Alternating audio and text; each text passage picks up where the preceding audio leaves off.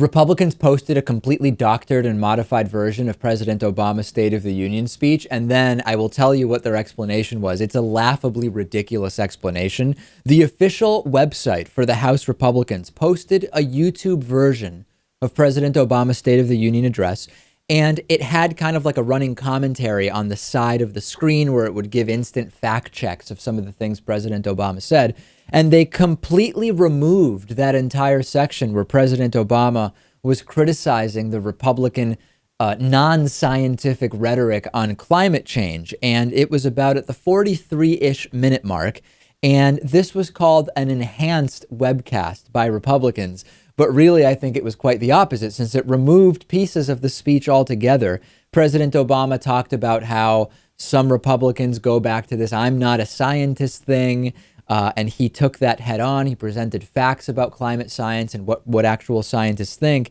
And that entire section was completely missing. Republicans are saying, and this is just so funny, that the edits weren't intentional. They said, according to John Boehner's press secretary, Michael Steele, he said, the video edits were not intentionally made. It was inadvertent. We are working with YouTube to figure out what happened.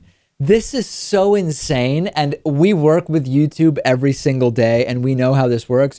You can go in and you can trim a video after you've uploaded it to YouTube, but the idea that they uploaded this 1-hour speech and perfectly edited out sections happened to disappear along with any reference to them is just so ridiculous. I wonder if they actually followed through and emailed YouTube and said, listen, we posted this entire thing, and somehow these sections, which happen to be really inconvenient for us, were removed. Can you explain what kind of YouTube glitch might have caused this? I mean, it's laughably ridiculous.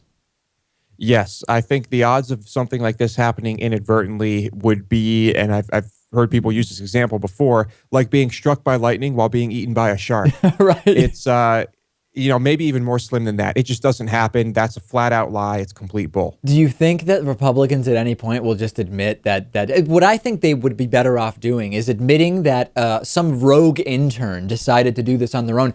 Maybe even the best story would be it was a liberal plant who interned with Boehner under the guise of being a good intern, but actually was there to cause chaos.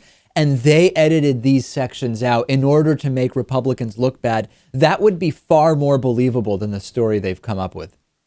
It would be. Don't give them any ideas. We don't need them having that as their excuse now. It wouldn't surprise me.